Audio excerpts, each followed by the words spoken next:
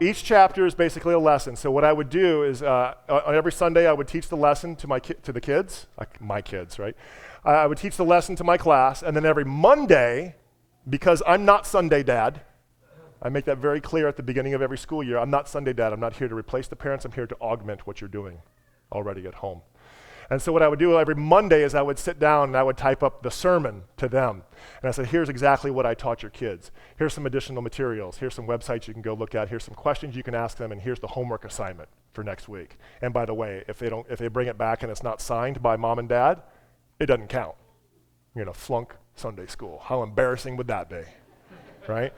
So yes, the book is basically a collection of the emails that I would send out to the parents, and then of course I had to, edit them and heavily footnote them, especially when I'm talking about what other people believe. I believe in citing primary sources, so I did a lot of footnoting, which is an unbelievable amount of work.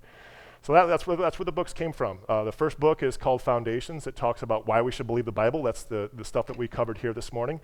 And then we finally open the Bible and we say, in the beginning. We're like, wait a minute, stop. What is this beginning? What was there before the beginning? What's the key ingredient to any beginning? We talk about space and time and laws of physics, and we talk about relativity. Oh, I get it. It gets fun in my class. And then after that, we go to the fourth word of the Bible, which is God. And that's the second book, Who is God? Because God shows up completely unannounced. He just shows up and he starts doing stuff. He's talking and things are flinging into existence. What in the world is going on? So we want to find out who is this God? So that's the second book. The third book is where we put the rubber on the road. It's called Practical Apologetics, and this is how given some instruction and some guidance as far as approaches, how to talk to Jehovah's Witnesses, how to talk to Mormons, how to answer some of the questions the kids have. The first thing I have everybody do is I have them go home and watch a YouTube video called The Math of the Great Flood. And I say, go watch this video and go see what you see. Now, honestly, the first time I watched this video, I got a shiver of fear in me because I'm like, oh no, what happens if everything I believe is false? Because this guy uses math to disprove Noah's flood. And so after I watched it the first time, I'm like, oh no, I'm sweating a little bit. And then I was like, wait a minute. If God is the author of all truth, then if what I have is not the truth, then I don't want it. So I said, okay, let's dig in and see if there's anything to this guy. So I went through and his math was flawless. All his number crunching was flawless.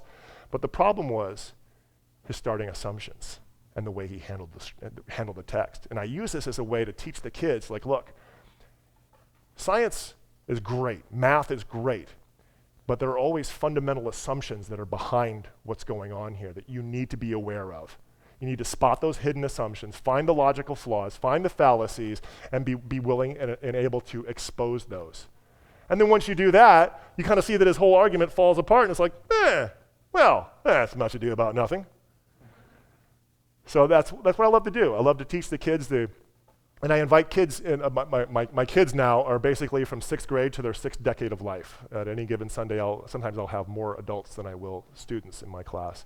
Because I think God has blessed me with the ability to reach across generations and to speak to them on their level.